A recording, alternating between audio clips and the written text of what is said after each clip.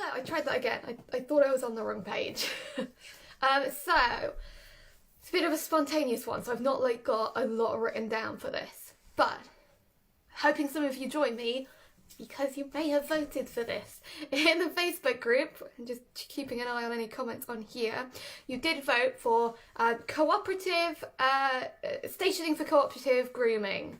So I know many of you have dogs who are poodle mixes, or more fairy dogs than a whippet, right? I've got a very excited whippet here. This is going to be fun. I hope you're tuning in, because if you're not, you're going to miss out. It's going to be a fun one, because Arkle's wide awake and he knows we're doing stuff. So, grooming can be challenging, particularly if you do have like a poodle mix with a, slightly odd, sometimes odd coats because of the mix. It can make grooming, calm down mate, challenging for, I told you it's going to be fun, for you and your dog. Grooming is part of a day-to-day life for a lot of you with dogs with longer coats or, furrier coats or however they are. We don't want it to be stressful because you can see his nose if you're wondering. It's just his nose there. We don't want grooming to be stressful because grooming is part of handling, and handling is part of life. Handling is part of vet visits, handling is part of everyday life. People are going to touch your dogs, they're going to interact with your dogs, whether you want them to or not, probably a different matter. But it's going to happen. So you need ways that you can groom your dog with ease. Sometimes what you find is that, as you've had your dog, they have gotten into some bad habits with grooming, or they simply don't enjoy it. And this can make it more problematic because, again, for those of you with breeds who have a lot of coat management, this can make it a bit of a challenging experience because your dog's going to get a bit of a clip or a shave at the end of it if you don't get them brushed nicely. So we want brushing to be positive, we don't want it to be stressful. But sometimes habits have happened. Your dog sees the brush, they run away. You're brushing your dog, they bite your hand. There are times when habits have already formed. And the problem when habits have already formed is it makes it very difficult for your dog to change their behaviours just based in classical conditioning. This is my opinion, this is my experience. I think dogs aren't stupid, and sometimes the picture of you approaching them with a brush is very challenging to change in the long term. So my approach to this is a similar approach to one I take with dogs who don't like harnesses or similar. And it's I change up the visual picture, and I give the dog a behaviour to do so that they can do the behaviour while I introduce the prospect of grooming. Now, I'm going to show you this with Arkle in a bit, which could be hilarious because he's absolutely hyper after his walk in the rain when he's never done this. But what I mean by this is it could take time to build up this behaviour. But this is good because essentially what we're going to do is, for some of you, and some of you have done my classes, some of you haven't, for those who've done my classes, we're going to use the behaviour of 2 feet on an object. And we're going to use that behaviour to introduce the idea of a brush or a harness, whatever you want it to be, being put in that picture slowly and gradually.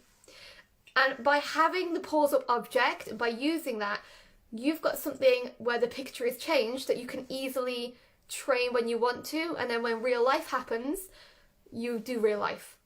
Stop giving me your paw, you don't even know that. You can't see. I'm talking nonsense, right? For example, if I'm working with a dog who doesn't like the harness, but they need to go for a walk every day and they're going to choke themselves otherwise, we just put the harness on day to day. That's just going to have to be something that's temporarily non-negotiable. But while we're doing, that every day, we're doing loads of training, or what I'm about to show you, so that eventually you can transition to this instead. So I'm going to try my best to show you this with Arkle. If you have any questions or comments, as always, type them in. If your dog has any worries about grooming or handling, let me know. Or if you're wanting to use this for their harness or whatever it might be, I'm gonna do my best. But apparently this is like the most hyper I've had him. The rain makes him very hyper. So I'm going to squish my camera a bit. I'm going to move my chair out of the way. I'm going to move that out of the way. Let's have a look. So, those of you that have done some classes with me should have an idea of how to do pause up. Give me some likes if you have an idea of what I'm talking about. hit that like button and I can see what you're doing. I can see it. It just means that we're all on the same page a little bit. You can sort of see with Arkle here that he quite understands the pause up game. He knows that when I put an object in front of him, thank you guys. I can see your likes, I can see loads of likes. Yay, you all know what I'm talking about to a degree at least. Arkle knows this game. Arkle knows to put his paws up on an object. This should be something you have quite nailed. If your dog, just for those of you that don't know, doesn't know how to do this, I'm going to put an object down, I'm going to lure them onto the object. Yes, yes.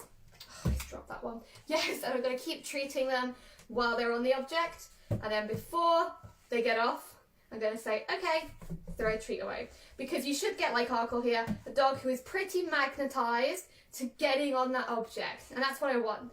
The object is already a place of positive association. So if you've not done that step first, don't jump to the other steps I'm going to talk about.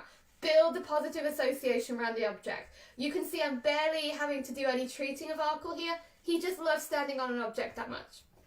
So what this means is I can start to change the picture of this a little, because I've got Arkle in a control position. He knows what I want from him, which is just to be still. He has the option to, opt out if he wants to, which he will be welcome to do. I will precurse this with, I'm going to use a brush during this. Arkle likes to try and bite his brush. So I'm probably working through some stuff that might be similar to some of you. But it's not going to be clean and it's not going to be super, super magical today, I feel. So I'm going to release him. What I'm going to do this time, as he's off, is I'm going to pick up his brush. Yes. And for him, this is just like a cheap Zoom groom type thing. He's a whippy. He doesn't really need a lot of coat care. Yes. And all I've done is I'm holding it up. Yes. And the treats start. Yes. Yes. God, he got two there. I dropped one there. It's because I'm trying to look ahead and not look at my dog. Yes, so while the brush is present, yes, yes, yes, yes. I'm not doing any pressure. Okay. And then I might put the brush away and we're going to get less treats this time. So he'll still get one for going up. He just nudged me and went, hey, where's the treats? But there's less. I want him to differentiate a little bit here. This time the brush is out. I'm not even having to prompt him. Yes. Yes. Oh, you didn't get that one. Yes. Yes. So what I'm doing, yes, I'm going to stop saying yes to him, but I want you to all assume I'm saying yes before treating him. Otherwise I can't talk and make sense. But what I'm teaching him is that the presence of the brush isn't always pressure on. And it isn't always going to be on him, but it's a good thing to see here. Okay.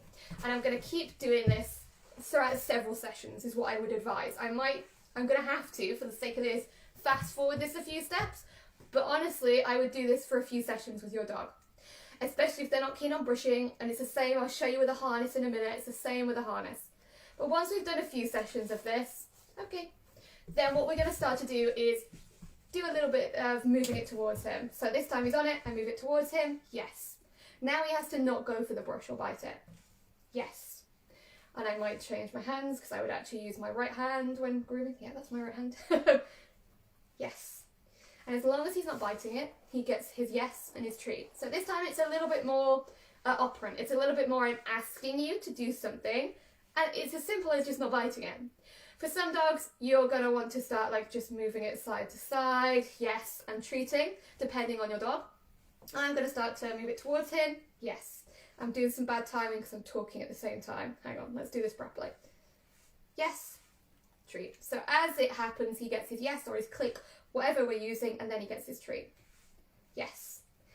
And again, I would do this, I've dropped a treat, over quite a few sessions. Okay, I mean, the fact that I'm doing this now with him is mainly because he's a puppy, he's not that fussed. If you've got a dog who is genuinely, they're not impressed about being brushed, do not fast forward these steps, or it's just going to go wrong and you're going to have to start with something else. I really can't emphasise that enough. You must take this slowly, really slowly, but in the long run, it's going to be easier for you.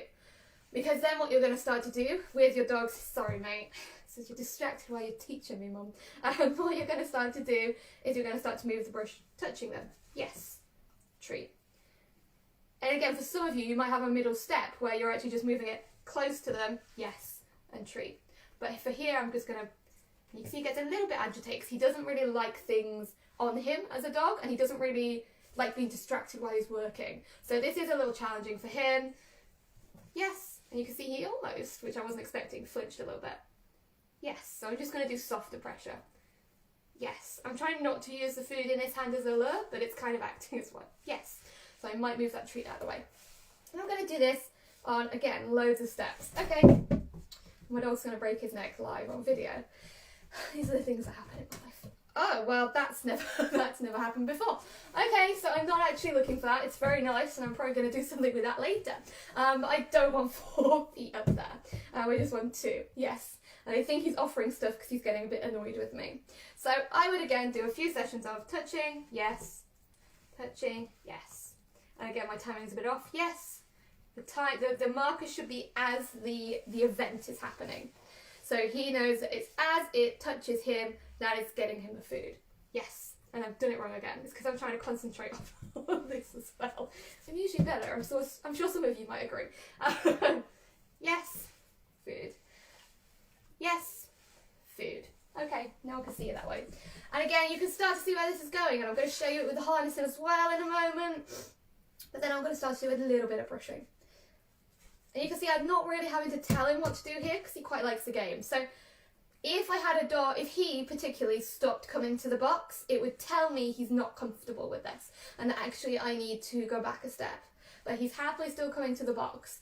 If he chose to walk away, it would mean I need to go back a few steps. What I'm going to do is I'm going to start to brush a bit. I didn't get my yes in because I was talking. Yes, and then feed. Yes, and then feed. Yes, and then feed. I know for some of you this is going to be slightly different and you might have to have your hands on your dog, and in which case you're going to want to slightly tweak this and maybe not have the food quite so readily in your hand and have one hand on, one hand brush. Yes. I don't have to have 2 hands with them, would they? Like when I'm grooming them, if you see what I mean. So for those of you who are going to be playing around with like tighter curls and coats, then you're going to want to be adding in the idea of touching them as well as holding a brush first before you start to do the brushing step, if that makes sense. He's found a treat that I've thrown under something at the minute. It's not that he doesn't want to come back. Ah, there we go. So I might start to go. He's a bit annoyed where his food is. This is a typical silly whippet thing. Yes, he says, where's my food? I'm working for food and I'm used to seeing it in your hands. That's all that's happening there. Yes. So I can use 2 hands. It's a little slower for my usual treating, which is why he's just moderately annoyed with me and he's walking away. But he's going to have to get used to that for this game. If he tells me at any point he's had enough, I'm going to have to say he's had enough because he's still only a baby. Can you see? He walked away. I'm not going to put the pressure on. I don't think it's necessarily that he's anxious about being brushed.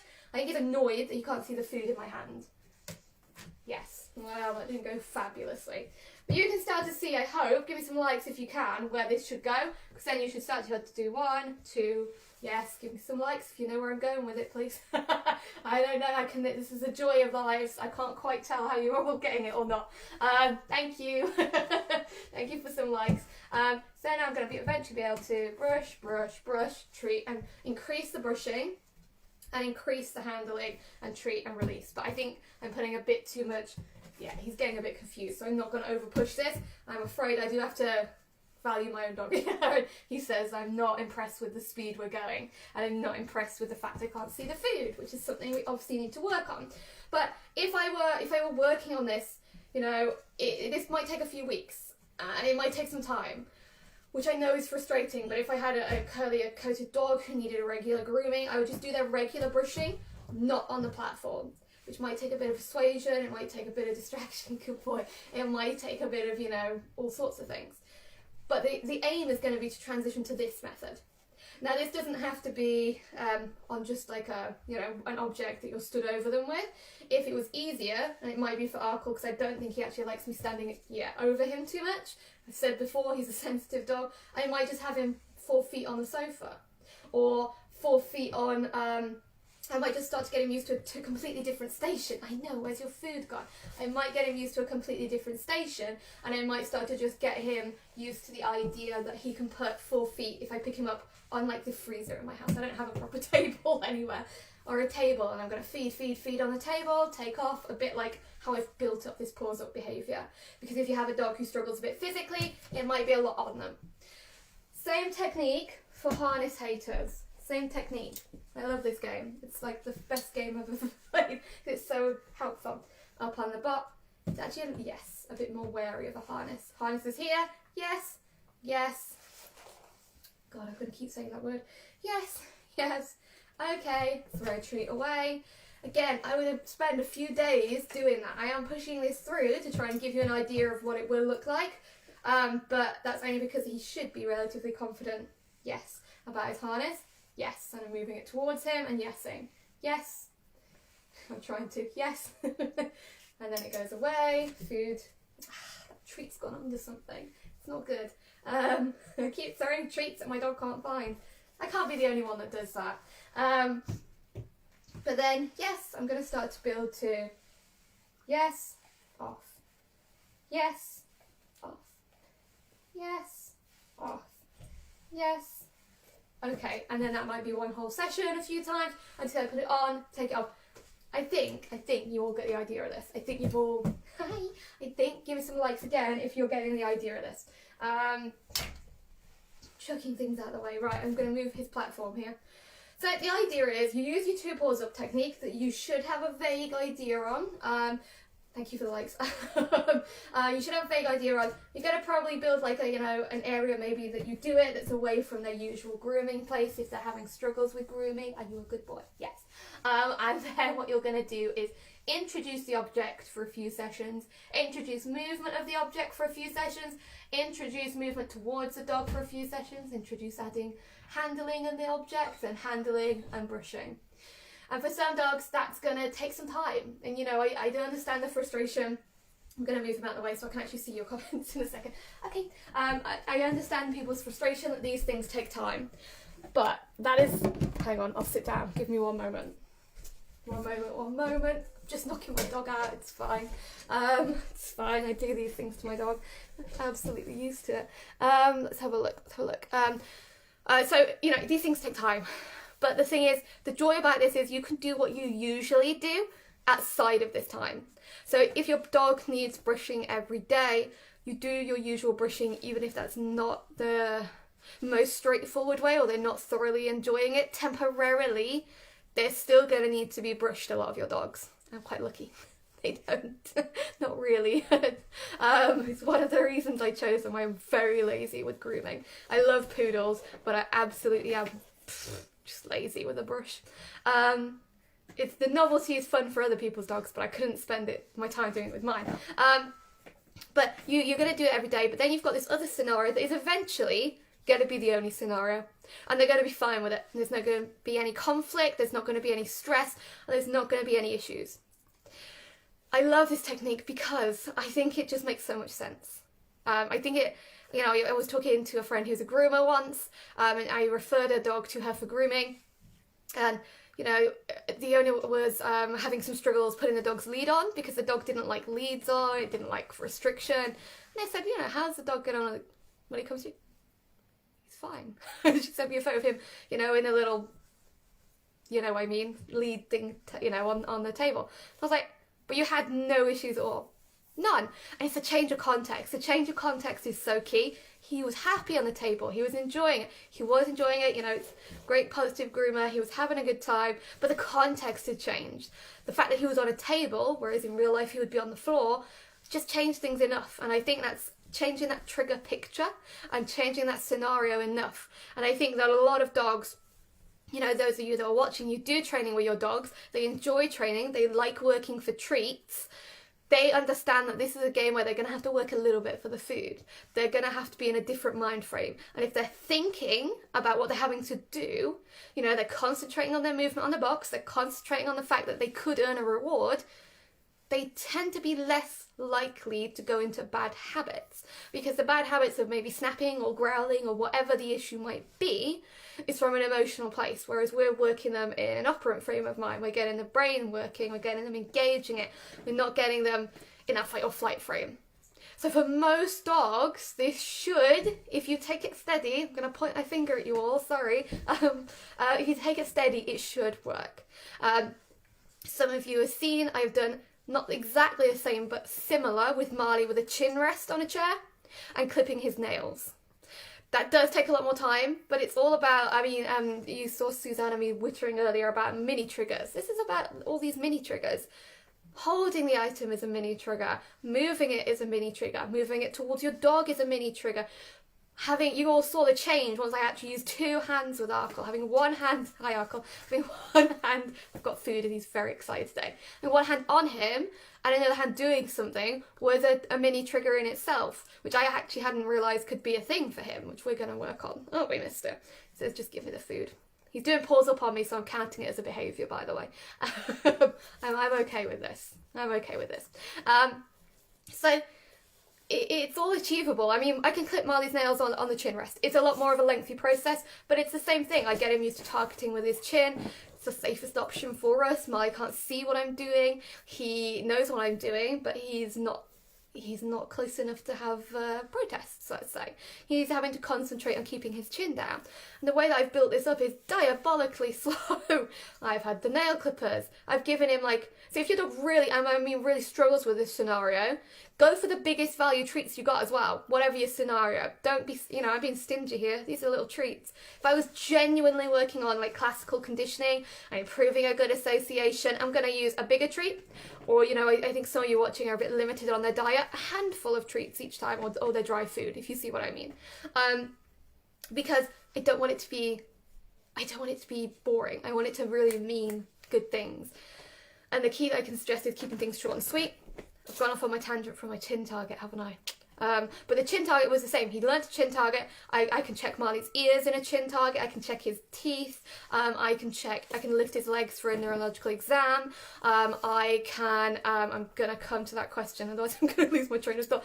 I started to have the nail clippers, move the nail clippers towards him, touch him with the nail clippers, pretend to clip near his feet. There was so much to it. It's probably taken a lot of time, but it's way less stressful. Let's have a look. So Joanne said, when you are touching the object to the dog, could you put them on a lead, or is it not as advised, as Jasper will run off if I go near his feet, and then he won't learn anything if he runs off. What is the object he's struggling with? First of all, I just want to check that, if that's okay. I probably wouldn't have him on the lead. What I would maybe think about doing is changing his emotional response to whatever the object is anyway. I would start to keep it somewhere new, because I tend to find that dogs know where the equipment they don't like is stored. I used to have the Marley's nail clippers in a drawer, and if you heard the drawer, he'd be like, bye, see ya. So I had to start keeping them with his dry food. And then I would get them out just a split second before showing him his meal for the day and giving him the meal. I would start to get out if you have a dog who's that bad with the object in question, then you want to start thinking about using classical conditioning. Item means food. Let's just forget the station for a few weeks. Item means food. But you might find, and I could be wrong, but I've done this with a few dogs, you might find that the station helps a little bit. So I think what I would suggest, because I've done this with a spaniel who was a bit similar, is have him out the room while you're setting up. Have the object either in a pocket or on a side somewhere. With the brush or clippers. So I would have the brush and clippers nearby. I would have him on the object, and I would just be have him on the pulls up object. There's too many objects in my head. Have him on the pulls up object. Go towards the item, and as long as he didn't shift off the box, reward. Not even picking it up the first few times. And then I would, because we're just breaking this down into smaller mini triggers. Walk towards let's say the brush, just for the sake of my brain here. We walk towards the brush, don't pick up the brush, go back, go back, treat. Towards the brush, don't pick up the brush, yes, treat. Go towards the brush, pick up the brush, put it straight back down, yes, go towards the dog, treat. Yeah, it's a bit lengthy, but it works. I've seen it work with other dogs, not just my own. I think sometimes people think, well, you're a trainer, it's easy for you. Definitely seen it with clients' dogs. Like I said, this spaniel didn't like his harness, but I think we did the same thing. I mean, he would run off and hide and snap at the sight of his harness. So I would break it down even further. I would try using the pause up technique and see how that goes, but I would always have the him out the room, items ready, bring him in the room so he's not seeing the items present or come out, so we don't have that, experience with where they're coming from. I shouldn't be rewarding you for this. I'm going to regret it later, aren't I? And then towards item, yes, treat. Oh, it's because I keep saying yes. Walk towards item, yes, return, treat. And then pick up item, put it down, yes, treat until you can pick up the item. Does that help, Joanne? Does that help? Or am I just wittering nonsense with my dog eating food? I love this kind of stuff. This kind of stuff is some of my favourite kind of stuff, in all honesty, because it appeals to my ability to break things down into really tiny pieces. Marley has taught me a lot about breaking things down into like I said, the micro triggers, because Marley is very perceptive and very able to notice the smallest changes. John says, yes, that's very helpful. Okay, super. Let me know how you get on. I'll talk a bit more, because I think if any of you have any more questions, you're welcome to ask. I literally would love to run like some more courses on this at some point. I did an online one last year and I think that went well. It's a bit trickier in person because they all get distracted by each other.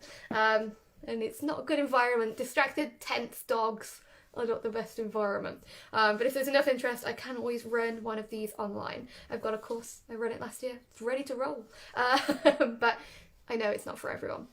I find it exciting, honestly. I find it quite enjoyable, but I know it's not for everyone. But just give me a shout if any of you are interested. I've got hundreds of courses ready to go. I just never know what anyone's interested in. So anyway, what we're doing is we're changing the trigger picture. We're changing the idea of the setup and we're rebuilding. And I think my key here is to keep things short, to keep things sweet. I would have that timer on. I've always said, you can see on here, I'm going on far too long. I always overrun my training without a timer. Put a timer on, 3 minutes max, I would say, for my dogs. Biggest value rewards, maybe do it 3 times a week. I probably wouldn't do it more than that personally. I think people have the unintentional habit of, and I'm really guilty of this, like, we're going to work on this. This is what we're going to work on. We're going to do it every day. We're going to keep doing it and they're going to get used to it. But the problem is that when we do that, and I'll catch that comment in a moment, when we do that, we make the training situation less exciting, less interesting, less joyful, because it happens every day. It is always happening. And that makes it, right? Sometimes I can see, my dogs, you can see, I'm still here trying to get involved in training.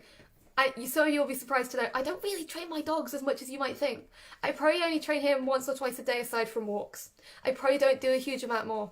And that's why he's gone from being about training to being like, I love it, because he doesn't get it 6 or 7 times a day. And I really would love to train him 6 or 7 times a day, but I want him to have joy for training. And the way that I teach my dogs to have joy for training is by not overdoing it. And some dogs, you can do more than with others. I think that with my whippets, and I've seen some of your whippets a lot more energetic than mine that are watching. My whippets can get bored really easily. And I've been at a point where I've done loads of training and they're not really very enthused. And I want that. So if I'm training a classical conditioning thing, which this is, we're changing their association, we're rebuilding, I'm not going to do it every day. I think we sometimes need to stop looking at the short term and thinking about the long term. And it's really hard for me to do because I'm a really impatient person, and I'm doing this a lot more with my dogs, is that this month we are working on maybe 4 things mainly, like 4 projects. Maybe it's chin targets with Marley, maybe it's paws up with Ollie, whatever it might be. I'm not going to do it to death every day. I've got a few things to work on a week then, of different things that aren't repetitive and aren't the same, if that makes sense. Give me some likes if that makes sense. I don't think I've explained that well at all. Keep it short, keep it sweet, don't overdo it. Don't do it even daily unless it's imperative, but even then, I bring out the big guns. When I've done nail clipping and chin targets with Marley, he gets like half a cocktail sausage, which is why we do under 2 minutes of training. Half a cocktail sausage. Huge chunk of hot dog, half a slice of ham. We are going big stuff, which is why we have to do less. It's a bit like some of you have done some of the courses where we're stacking the deck. It's just a bit like that. So I honestly could talk this for hours, but I think there's only 3 of you. You're probably getting bored of me by now. And I've probably got a puppy who's now needs a nap because I think he's been helping me out for a few hours and he's really hyper from the reins. His dad says, yes, please do a course, both Wally and Stretch Struggle with different elements of grooming. Yeah. Okay, yeah, super. I can certainly see if there's enough interest. I think I might be doing a confidence course that might be the first thing I do, but I think over the summer months when it's hotter and dogs are not energetic, I will get one on the case, or spring, summer, something. I did a whole course with Arthur, and I had him, we did the bucket game. The bucket game is really good, but I think it can sometimes be trickier than it looks. We did the bucket game, we did chin rest, we did paws up, we did loads. It was very exciting. I got videos of Arthur in front of his bucket, with me pulling his gums, checking his teeth, checking his ears. Done. No stress. I don't think there should be stress handling dogs. I know that there is when you start, but I think there's easier ways to do this. Yes, so I better recap and let you all go. And maybe rest my voice as I'm a bit sleepy apparently. I think it's walking in the rain.